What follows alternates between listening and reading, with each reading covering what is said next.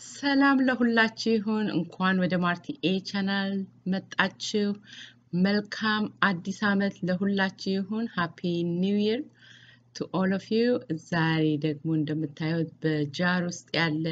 ሁሉ ነገር ተጨምሮ የሚሸጥልን ከትሬደር ጆ የገዛሁት እንዴት ቀላል የሆነ ኩኪስ ለመስራት ጊዜያችንን የሚቆጥብ ስራን ማሳያችሁ ይሄ የኩኪ ጃር እንደምታዩት ሁሉ ነገር ፍሬሽ ነው ስኳሩም የኦትስ የገብስ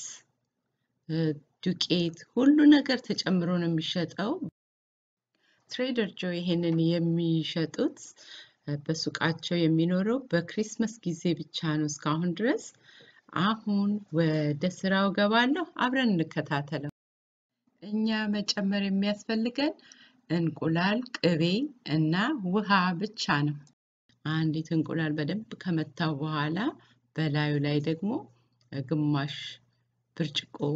ቀለጥ ያለ ቅቤ አደርጋለሁ ብዙም መቅለጥ የለበትም ግን ለመምታት ያህል እንዲመቸን አድርገን አሁን ደግሞ ያያችሁት አንድ የሾርባ ማንኪያ ውሃ ብቻ ነው የምጨምረው በቃ ይሄ ብቻ ነው መጨመር የሚያስፈልገኝ አሁን ጠርሙስ ውስጥ ተመዝኖ የተሸጠልንን እንደዚህ አንድ ሁሉንም አንድ ላይ ቀላቅላለሁ እዚህ ውስጥ ያለው ዝርዝሩ ብዙ ነውና ወረቀቱ ላይ ግን ተጽፎልናል ሁሉ ነገር ፍሬሽ ነው መጥፎ ነገር የለውም እና ይሄንን አንድ ላይ በእጄ እቀላቅለዋለሁኝ ደግሞ ጠርሙሱ በጣም ጠቃሚ ነው ላይ የተለጠፈው ወረቀት የለም ሁሉ ነገር ጠርሙስ ራሱ ውድ ነው ግን ምናልባት ይሄንን የገዛሁት ከ$5 በታች ነው ስለዚህ ጠርሙሱን ስታስቡ ኩኪሱን ስታስቡ ዋጋው በጣም ቆንጆ ነው አሁን እንዲህ ባንዴ ይቀላቀላል ስለዚህ እንደዚህ በእጄ አዋህደውና ይሄን ይመስላል አሁን በአይስክሪም ስኩፐር አንድ አይስክሪም ስኩፐር ያነሳው ብቻ መጋገሪያ ወረቀቴ ላይ ፓርችመንት ፔፐር ላይ አድርጋለሁ እንደዚህ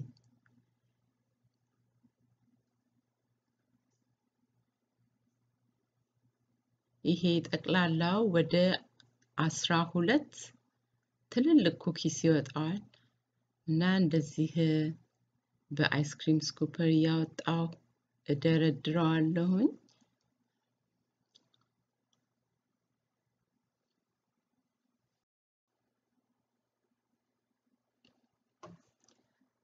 አንዴ እንደዚህ ሁሉን አውጥቼ ከደረደርኩ በኋላ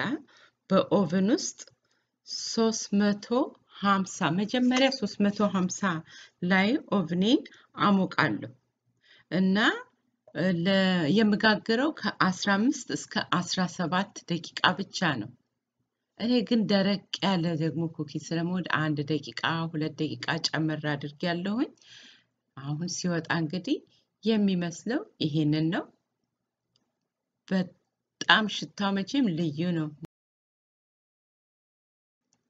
ለስላሳ ኩኪስ ከፈለጋችሁ ቀደም ብላችሁ 15 ደቂቃ ሲሆን ታወጡታላችሁ እንደኔ ግን እንደዚህ ደረቅ ያለ ኩኪስ ከፈለጋችሁ ደግሞ 17 18 ደቂቃ